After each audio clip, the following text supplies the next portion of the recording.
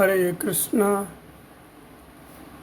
तो यहाँ पर केवट ने राम जी के चरण धो दिए। अब रामचंद्र जी गंगा पार करके आ गए वन के मार्ग में, यानी वन में जा रहे हैं। तो वन के मार्ग में आदिवासी जो भील समुदाय के लोग होते हैं जो वन में रहते हैं वो भी वहाँ पर मिले।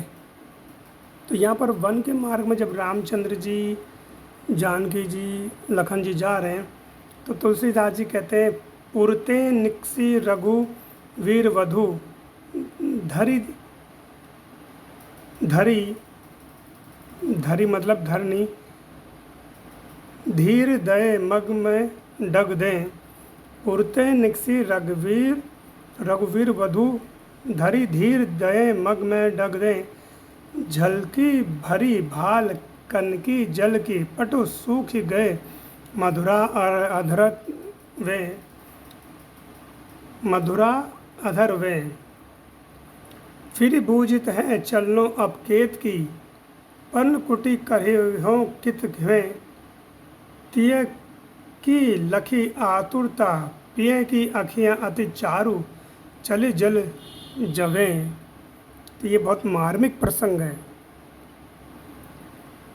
तो यहाँ पर दो रघुवीर जी के साथ जानकी जी जब नगर से बाहर हुई तो धैर्य धारण कर मार्ग में दो डग चली। दो डग मतलब थोड़ी सी दूरी चली कि इतने में सुकुमारता के कारण, मतलब जानकी जी इतनी सुकुमार है कि वो धरती पर भी बहुत मुश्किल से उनके पग पड़ते हैं। और कभी पैदल तो चलना उन्होंने ऐसा लगता है कि जैसे सीखा ही नहीं था क्योंकि राजा की पुत्री राजमहल में रहीं और राजा के यहीं ब्याही, राजा दशरथ के यहाँ आई, राजा के यहाँ। और कई हजारों दास उनकी सेवा में। लेकिन आज देखिए कि किस तरह से कह सकते हैं कि उनका भाग्य, खैर ये तो एक लीला है, लेकिन वैसे देखें एक मनुष्य रूप में तो कैसा भाग्य है।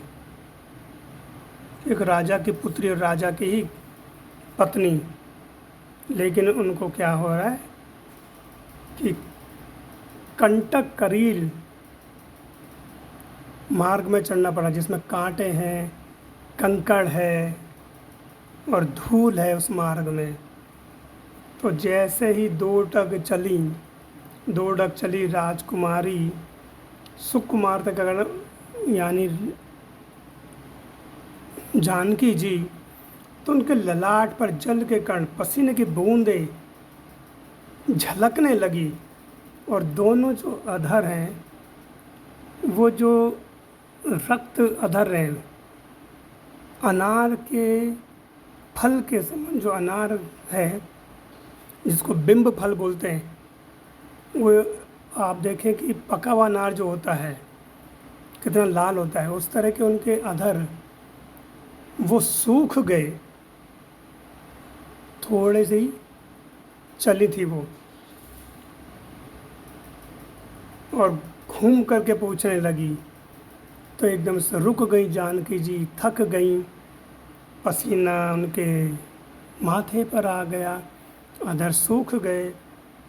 और घूम करके पूछती हैं, प्रिय राम जी से कहती हैं, अब कितनी और दूर चलना है और कहाँ चल करके पर्णकुटी बनाएंगे।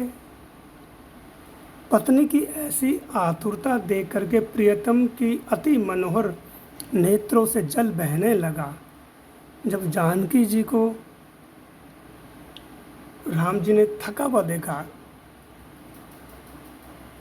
और जानकी जी ने प्रश्न किया कि और अभी कितनी दूर और चलना है, क्योंकि इतनी सुकुमार है जानकी जी, उनको पता ही नहीं कि ये अभी तो हमें 14 वर्ष से वन में रहना है, ये 14 वर्ष कैसे हमारे निकलेंगे इस वन में।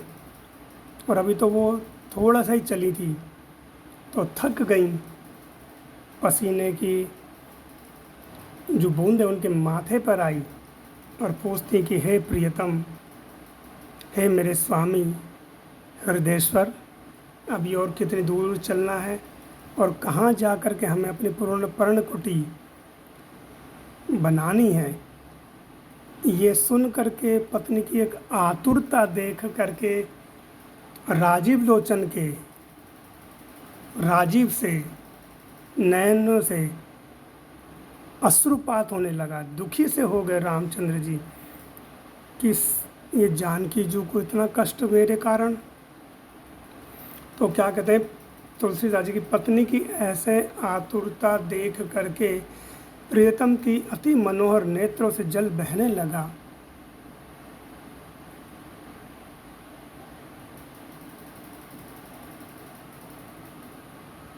तो ऐसे देख करके जानकी जी को कष्ट में देख करके रामचंद्र जी को बड़ा दुख हो रहा है कि एक सुकुमारी मेरे कारण इतना कष्ट उठा रही है। क्योंकि सीता जी क्या है, पतिव्रता स्त्री है ना, जहाँ पति जाएगा वहाँ जाएंगी, पति को जो कष्ट होगा उसको भी स्वयं सहेंगी। तो भगवान के नेत्रों से जल बहने लगा। तो भगवान बड़े दुखी हो गए।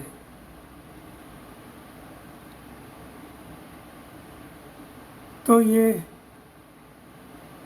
सोच करके रामचंद्र जी दुख में हैं